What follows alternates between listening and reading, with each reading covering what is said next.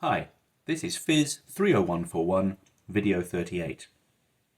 And in this video, we will discuss the phenomenon of Bremsstrahlung radiation. The name Bremsstrahlung comes from the two German stem words, Brems, which means braking, and Strahlung, which means radiation. So we understand that Bremsstrahlung is the radiation emitted by charges when they are slowed down, and this slowing is usually happening in a solid target. So let's recap by comparing Bremsstrahlung, which we will discuss in a minute, with the previous types of radiation that we've been talking about in this course. Up here we show the Hertzian dipole, and in the Hertzian dipole we imagine a charge oscillating up and down at some constant frequency, sinusoidally, and we saw that the frequency of emission is equal to the frequency of oscillation of the charge. Similarly, in cyclotron radiation, we imagine a charge executing orbits due to a magnetic field which is transverse to the motion of the charge. And when viewed from the side, that sinusoidal motion gives rise to an apparent charge motion which is emitting radiation, and we see again that the emitted radiation frequency is equal to the oscillation frequency of the charge, or here the orbital frequency of the charge.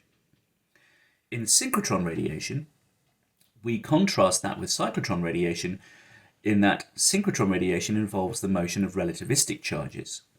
And the relativistic motion, when viewed by an observer, gives rise to a few changes in the apparent emission of the radiation.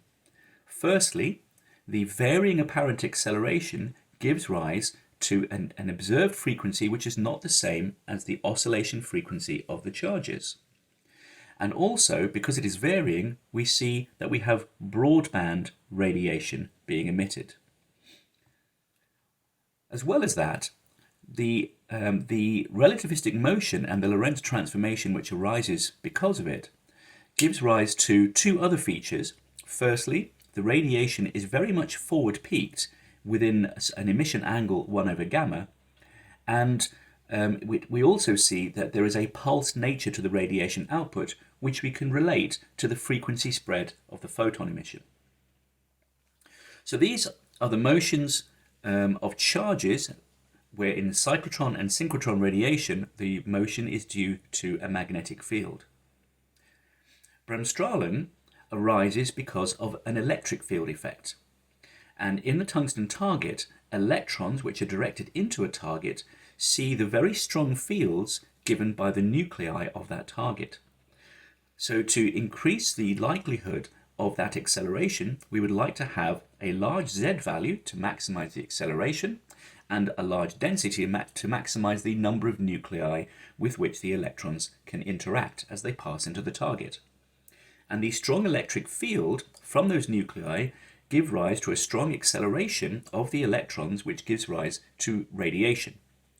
And we see experimentally that the radiation is broadband in nature, similar to the broadband nature of synchrotron radiation, but for a completely different physical reason. The photon energy in Bremsstrahlung can extend up to the kinetic energy of the incoming electrons. So, for example, if my incoming electron had an energy of 10 MeV, then the output photon energy we observe goes up to 10 MeV, and we can extend that range of photon emission to 20 MeV by extending the kinetic energy of the electrons. But we also see that relatively few of the photons are emitted at the very highest energies near to the kinetic energy of the electrons. And we see that this phenomenon occurs in any target, but we tend to use metal targets which have a high atomic number, and we'd also wish them to be robust because we tend to use these for generating high powers of X-ray and gamma ray radiation. In fact, formally speaking, these are X-rays because they're emitted by atoms, I guess. Now, we can use any refractory metal with a high melting point, and this restricts us to these so-called refractory metals, tungsten, tantalum, and so on. And a model system where these targets are used to generate X-rays is in intensity modulated radiotherapy. Modern radiotherapy is mostly delivered by using this phenomenon of electrons impacting upon a solid target and making X-rays, and these X-rays are then delivered to the patient. And there are a couple of videos on the YouTube playlist which will help explain how these targets are placed within the larger radiotherapy machine. But for this video, we will look at the nature of the electron motion, because it differs substantially from our magnetic field case. So let's draw a picture. We imagine an ion in one of the atoms in the target, which has some charge Q, and an electron with an initial kinetic energy and therefore velocity is passing by the ion with some velocity v, and of course it has a mass e. This is our electron. And we can draw the closest approach of the electron to that ion, and we will label that B. And B is called the impact parameter. And as the electron goes close by to the ion, it is deflected due to the strong electric field of the ion, and it exits with some velocity v primed due to the Coulomb force of the ion, and there will therefore be some acceleration of the electron, and therefore there will be radiation, which as a function of time is given by this formula, our Larmor formula, where we again recognize that there is a retarded time that must enter into that. But the important feature of this acceleration process is that we can see that the acceleration given by the ion here varies as a function of time, and it is small when the electron is far away from the ion, both before and after this collision, or after this deflection, and it reaches a maximum at the closest point of approach of the electron, at this impact parameter point here. So we see that as the acceleration varies, the power varies, and also the frequency of the radiation varies. So we can see that for a large enough value of B, we can say that the electric field is more or less perpendicular to the initial velocity. So we can say that there is no work done that is significant by the ion upon the electron.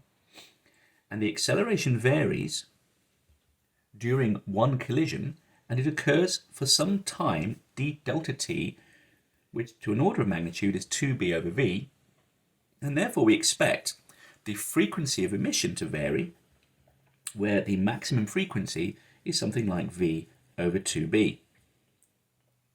And we also know that the electrons, when they are emitting radiation, cannot emit any radiation which is greater in energy than the initial energy of the electron. So we can say that the largest frequency which can be emitted must clearly be the kinetic energy of the electron divided by h. And this is the so-called Duane-Hunt law. So the Duane-Hunt law, it was experimentally determined, and it led to the idea that we could model the interaction in this way. So let's look at firstly at large values of B so that we can examine the nature of this interaction. So what do we mean by large values of B? So here is our ion again, and we draw some axis x, and we have our impact parameter B, that's our distance of closest approach, and the electron is traveling more or less straight past the ion. So here's our electron, and here's our ion. And the distance of the electron from the ion can be written down as b squared plus v squared t squared, square rooted. And we are saying that the magnitude of the initial velocity is equal to the magnitude of the final velocity, okay, approximately. So our acceleration is equal to EQ over 4 pi epsilon naught r squared me. So therefore the power as a function of time is equal to e to the fourth q squared, and this is a fairly long-winded expression, but you can show that it is true, epsilon cubed m squared c cubed, which we can write down as there's no equal sign there, it's 1 over v squared t squared plus b squared all squared. So just check my powers are correct. I think they are, yes. So if we integrate the power as a function of time over all times from minus infinity to infinity, the total amount of energy released by that one electron, again it's a fairly laborious expression, but it comes out to be this expression, me squared c cubed 1 over vb cubed. Okay. Because we can write down that the integral of this term becomes pi over 2vb cubed. That's the integral of this term on the right.